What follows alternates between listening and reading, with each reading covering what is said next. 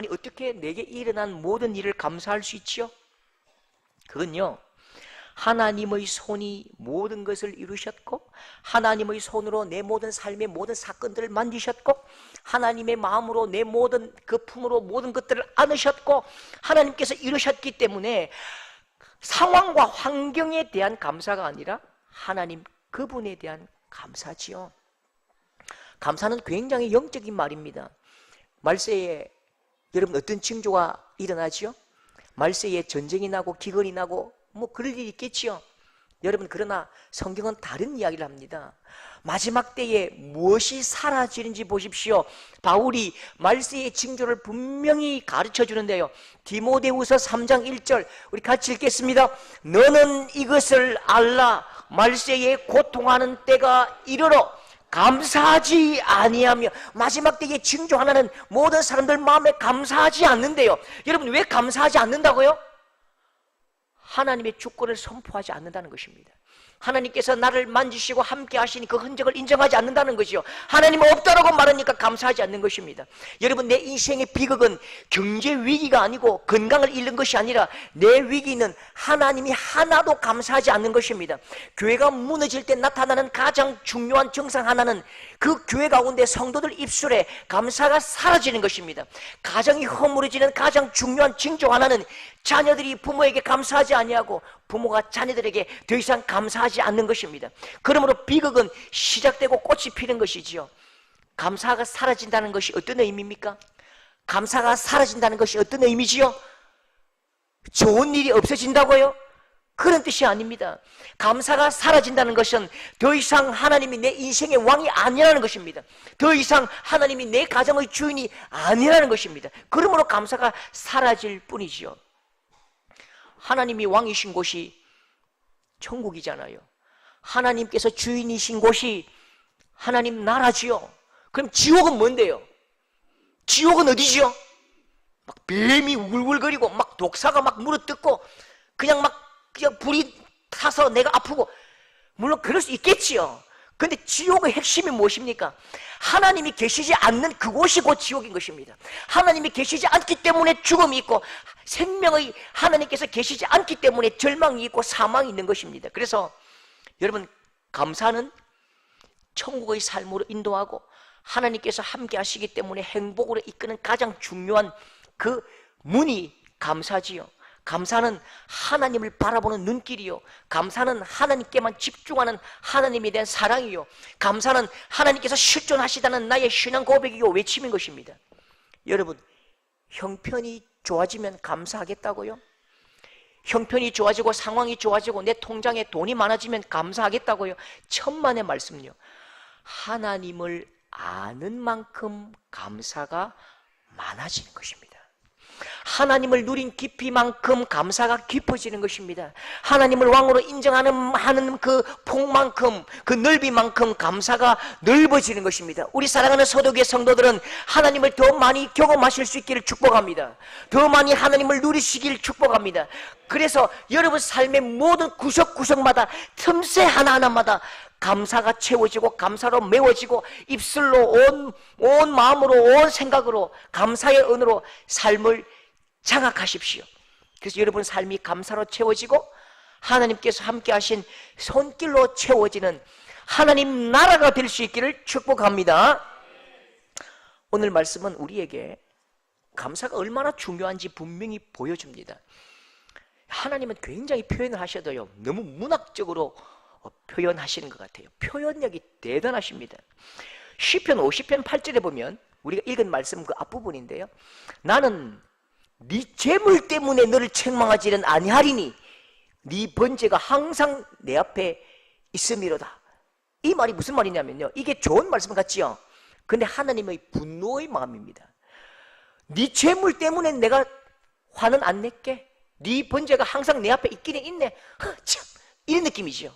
여러분 혹시 우리 어르신들, 우리 칠순잔치인데 우리 아들들이 모피코트 사주고 명품 가방 사주고 소고기 사주고 돈도 보내줬어요.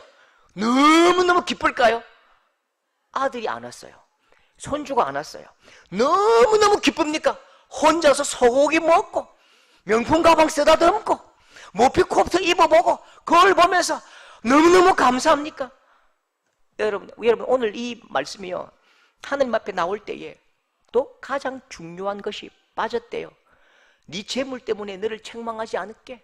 네 재물이 항상 내 앞에는 있네. 참, 이 뜻이라니까요. 하나님 마음도 소의 기름으로 흘러 넘치도록 제단에 쌓였고 양의 피가 강을 이루지만 내가 그거 받지 않겠다는 거죠. 내가 그거 기쁘지 않대요. 왜요? 그게 원하는 게 아니래요. 그거 진짜 내가 원하는 것은 14절과 23절 보십시오. 감사로 하나님께 제사를 드리며, 한 번 더 다 같이 시작. 감사로 하나님께 제사를 드리며, 감사로 하나님께 예배를 드리며. 23절 다 같이 시작.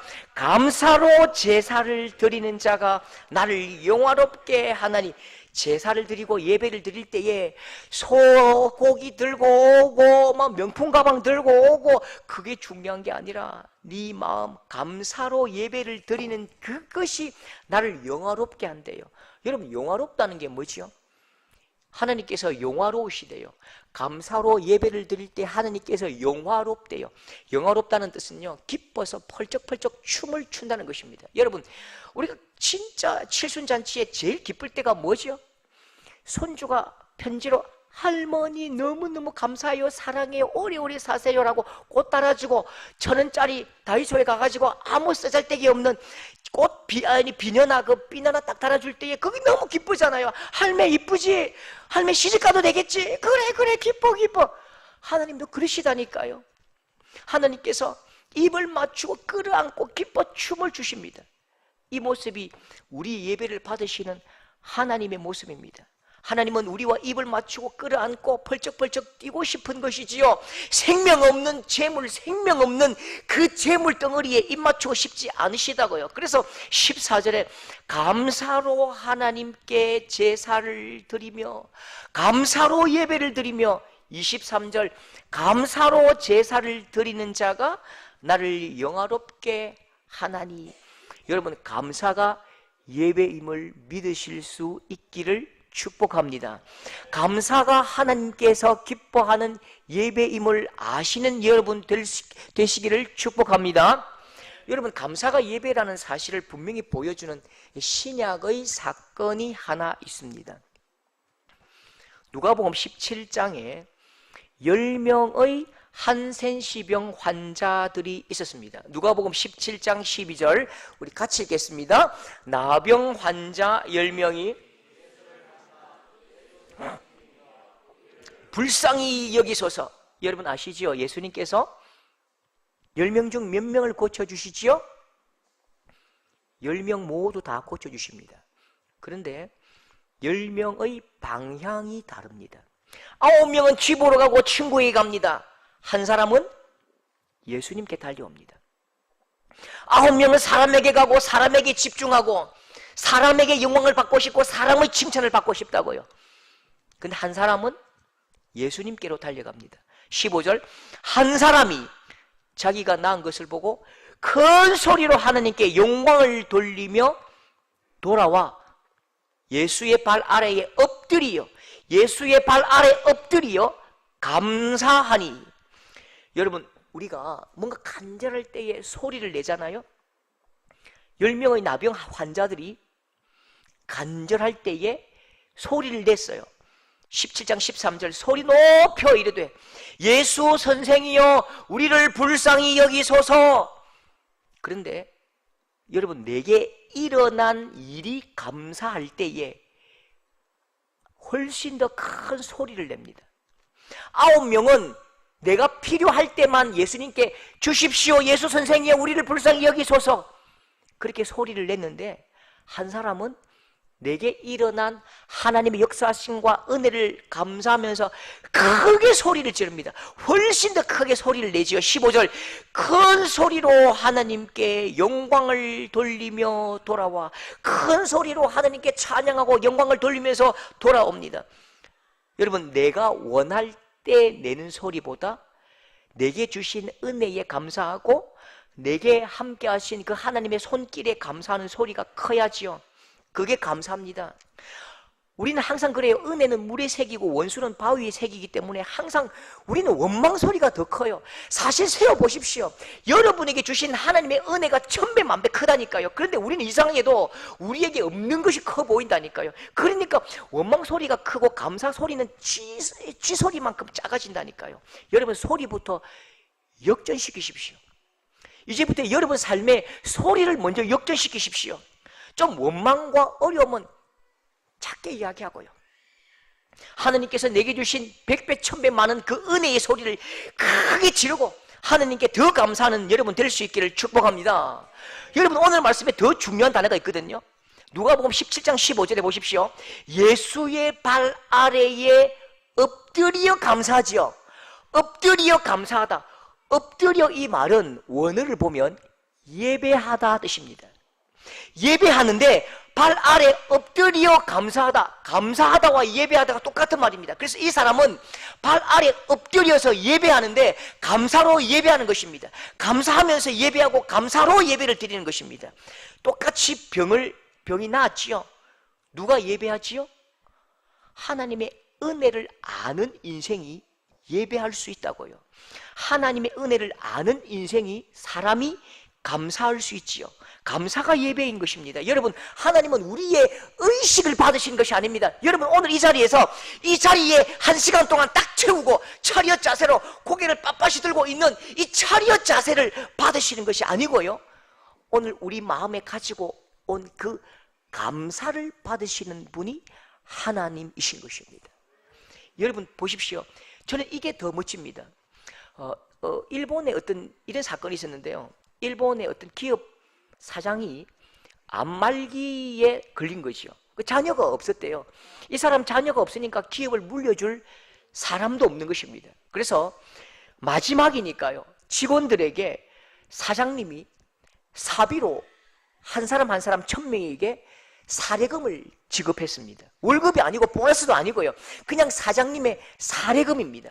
그래서 위에다가 직원분들 열심히 저를 도와주셔서 감사했습니다. 그렇게 사례를 지급하니까요, 999명이 이렇게 말합니다. 사장님이 이제 좀 안 해. 사장님이 이제야 좀 안 해. 당연히 우리 좀 알아줘야지.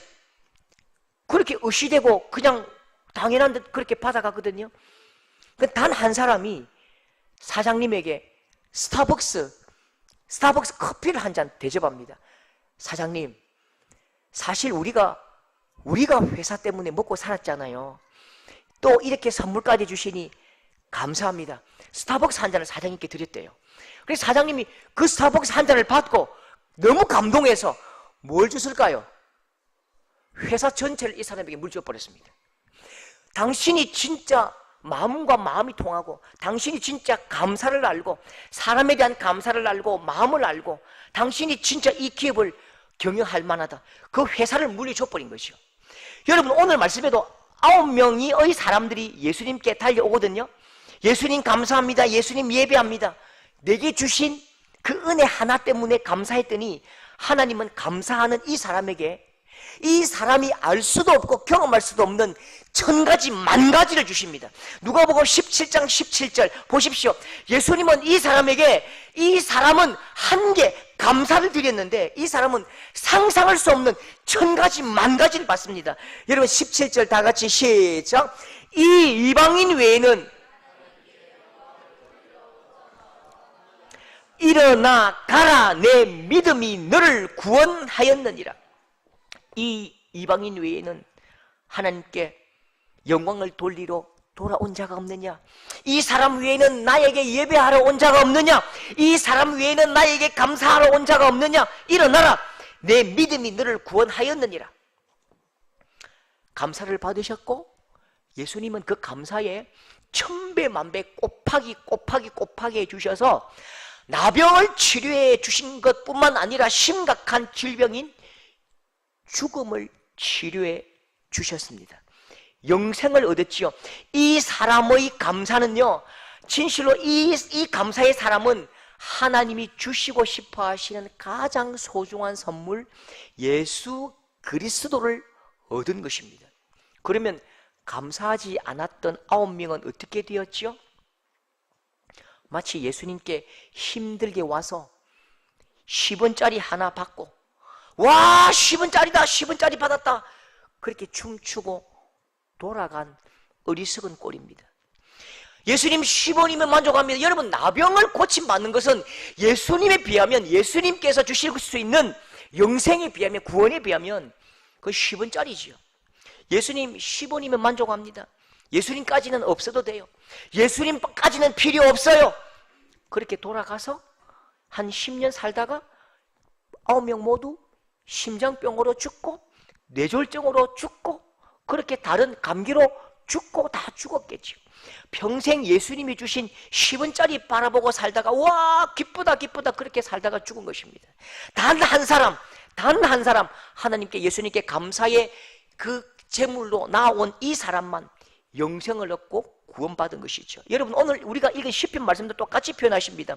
22절에 하나님을 잊어버린 너희여 내가 너희를 찢으리니 건질 자가 없으리라. 감사를 잃어버린 사람을 하나님을 잃어버린 너희여 라고 표현하지요. 하나님은 그들에게 멸망을 선언하십니다. 나병 치료받고 감사를 잃어버린 자들은 하나님을 잃어버린 것입니다. 하나님을 잃어버렸기 때문에 구원도 잃어버리고 여러분 죽음으로 멸망으로 나아가는 것입니다. 여러분 진실로 감사를 가지고 하나님께 나오시는 여러분 될 수 있기를 축복합니다.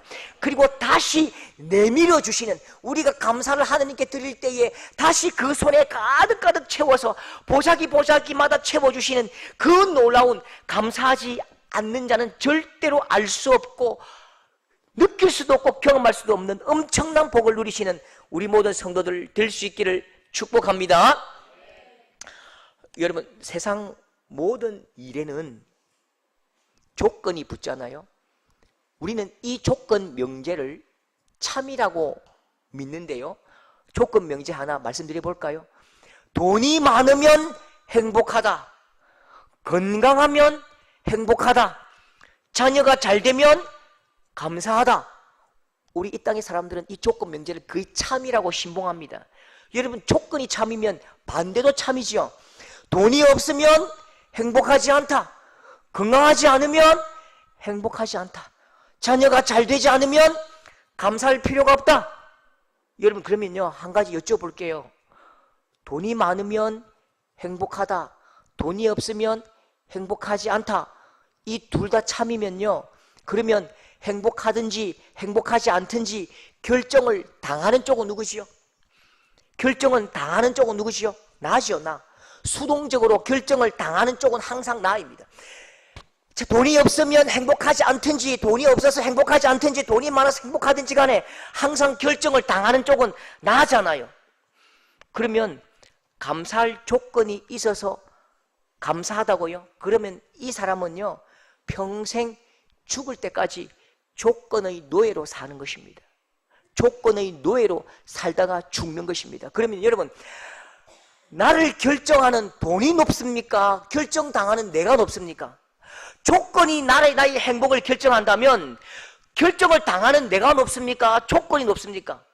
조건이 높은 것이요. 그럼 우리는 항상 매일 조건의 노예로, 조건이 차렷하면 차렷이고 조건이 열중셔하면 열중셔시고 항상 우리는 조건의 노예로 살 수밖에 없는 것이죠. 그건 너무 불행하잖아요.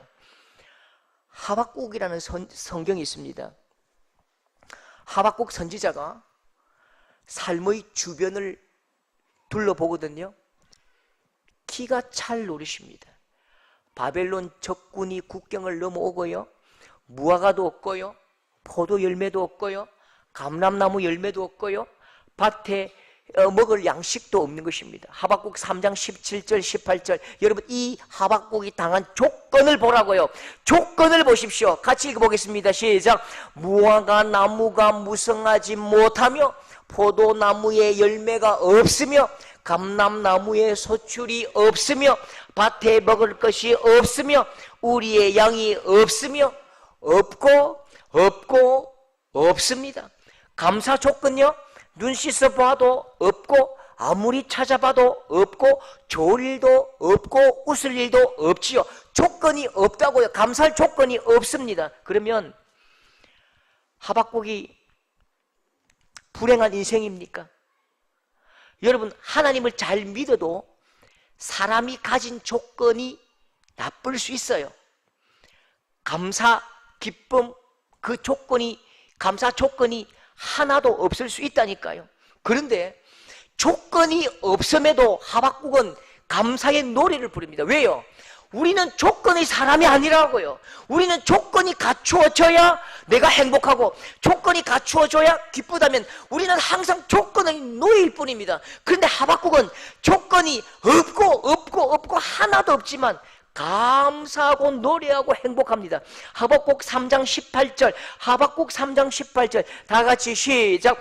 나는 여호와로 말미암아 즐거워하며 나의 구원의 하나님으로 말미암아 기뻐하리로다. 나는 오직 뭐로 기뻐한다고요? 하나님으로 말미암아 기뻐하며 나의 구원의 하나님으로 말미암아 즐거워한다. 여러분, 중요한 것이 있죠. 예수 잘 믿어도, 예수 아무리 잘 믿어도, 신앙생활 열심히 해도 무화과나무 열매가 없을 수 있고요. 아무리 예수님 잘 믿고 새벽기도 열심히 나와도 포도 열매가 없을 수 있고요. 예수 잘 믿어도 외양간 송아지가 없을 수 있고, 조건이 절대로 맞지 않고 웃을 일 없고 기쁠 일 없을 수 있습니다. 그런데 하나님의 사람은 반응이 다릅니다. 하나님을 모르는 사람은 조건이 없으면 웃지 않아요. 웃을 조건이 없으면 웃지 않고, 기쁠 조건이 없으면 기쁘지 않고, 행복할 조건이 없으면 행복하지 않다고요. 그런데 하나님의 사람은 다르다니까요.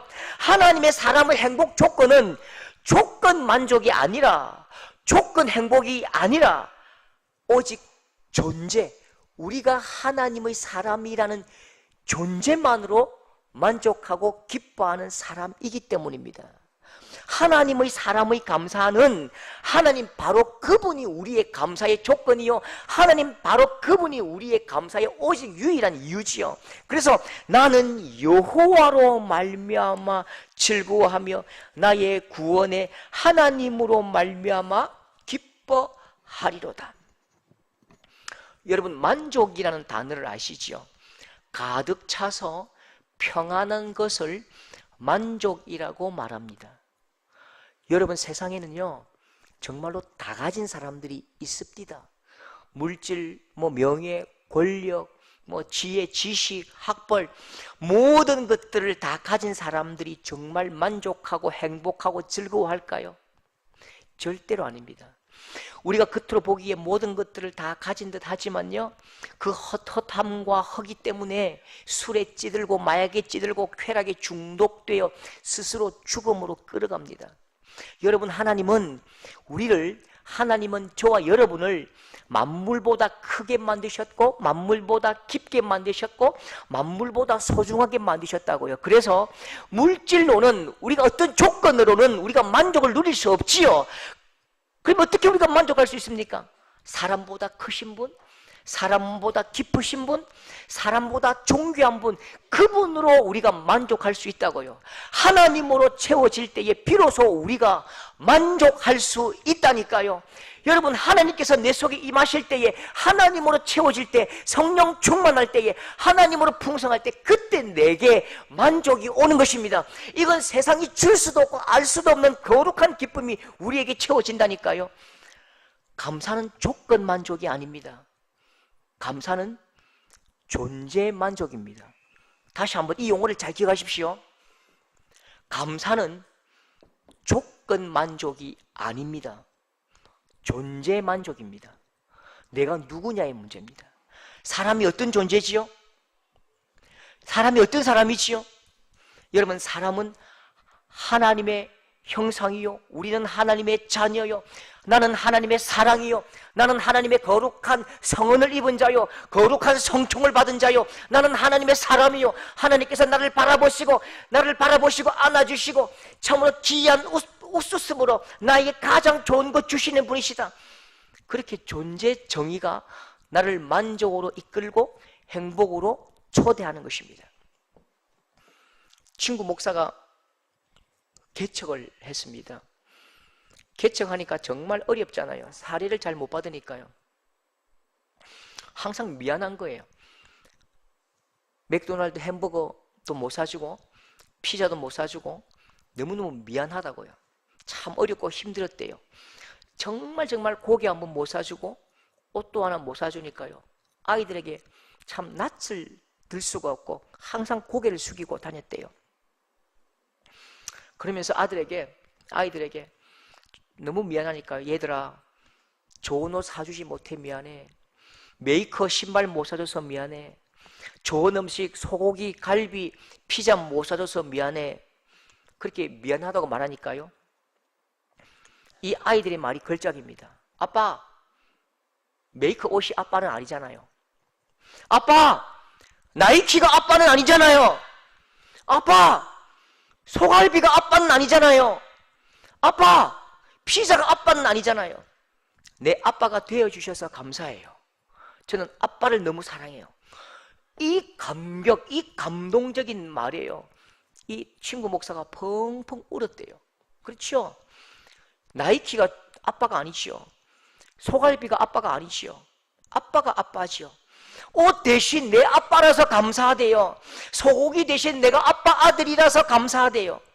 여러분, 마찬가지로 하나님이 내 아버지라서 감사합니다. 여러분, 내가 하나님 아들이라서, 내가 하나님 딸이라서 감사하지요. 내가 하나님의 자녀라서 감사하고, 하나님의 눈길이 나를 벗어나지 아니하시고 나를 안아주셔서 너무너무 감사한 것입니다. 오늘 우리 예배를 받아주셔서 감사하고, 아무것도 아닌 것 받아주시고 기뻐하시니 감사하지요. 여러분, 조건 변합니다. 아무리 좋은 조건도 변한다고요. 다 달라지고 변하고, 마음도 달라지고 변하지요. 그런데 변하지 않는 것 한 가지, 그건 아버지 하나님, 그분의 우리를 향하신 마음인 것입니다. 여러분, 하나님 아버지의 마음을 보십시오. 갈라디아 4장 6절, 우리가 다 같이 읽겠습니다. 다 같이 시작. 너희가 아버지라 부르게 하셨느니라. 너희가 아들이므로, 너희가 딸이므로 아빠 아버지라 부르게 하셨느니라. 얘들아, 내가 너희 아빠야. 내가 너희 아빠가 되어줄게. 나는 네가 내 딸이라서 기뻐. 너희들이 내 아들이라서 기뻐. 그렇게 하나님께서 우리로 기뻐하신다고요. 하나님도 우리의 조건을 보고 사랑하지 않으시고, 하나님도 우리의 존재를 사랑하셨지요. 똑같이 우리도 하나님께서 내게 주신 조건으로 사랑하는 것이 아니라 우리는 하나님을 사랑하는 것입니다. 그게 예수 신앙입니다. 우리는 예수님을 사랑하는 것입니다. 이 땅의 많은 종교들은 신이 우리에게 무엇을 줄 것인가, 그 조건을 보고, 그 선물을 보고 감사할지 감사하지 않을지, 믿을지 안 믿을지 결정하지요. 그러나 우리가 믿는 예수 신앙은 그게 아니라 예수 그리스도 그분을 사랑하는 것입니다. 왜요? 예수님도 우리를 조건으로 사랑하지 않으셨거든요. 있는 모습 그대로, 볼품없는 그 모습 그대로 그냥 안으시고 내 아들아 내 딸아 사랑하셨거든요. 그래서 여러분, 사랑하는 것이 진짜 예수 신앙입니다. 장미꽃이 활짝 피었습니다. 장미꽃이 활짝 피었거든요. 장미꽃이 불평을 합니다. 하나님, 해도 너무한 것 아니에요? 어떻게 나에게 이럴 수 있어요? 이렇게 아름다운 장미꽃이 나에게, 하나님, 이렇게 아름다운 장미꽃이 나에게 어떻게 이렇게 흉한 가시를 붙여두셨어요? 하나님, 진짜 너무한 거 아니에요? 하나님 진짜 희한하네요. 하나님 너무너무 하나님 이상한 분이네요. 짜증나 죽겠어요 하나님. 그렇게 하나님께 항의했대요, 장미꽃이요. 그러니까 하나님께서 배꼽을 잡고 웃으셨답니다. 하나님께서 깔깔깔거리면서 장미에게 말했대요. 장미야, 너에게 내가 가시를 주었다고? 아름다운 장미, 너에게 내가 가시를 주었다고? 하하하. 아니야, 너는 원래 가시였어. 가시인 너에게 내가 장미꽃을 붙여준 거야. 너는 가시였는데 내가 꽃을 붙였기 때문에 네가 장미가 된 거야. 그렇죠. 여러분, 가장 큰 감사는요, 가시인 우리에게 예수 그리스도께서 자녀 삼으셔서 아들, 딸로 삼아주신 것입니다.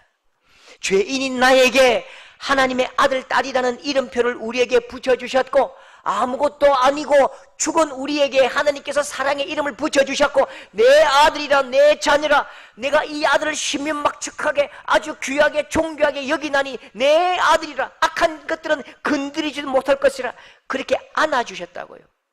그렇게 하나님의 그 놀라운 은혜 아무것도 아닌 우리를 안으시고 우리에게 귀한 하나님의 이름표를 붙여주신 이 놀라운 하나님의 은혜를 마음껏 감사하는 우리 복된 성도들 될 수 있기를 축복합니다.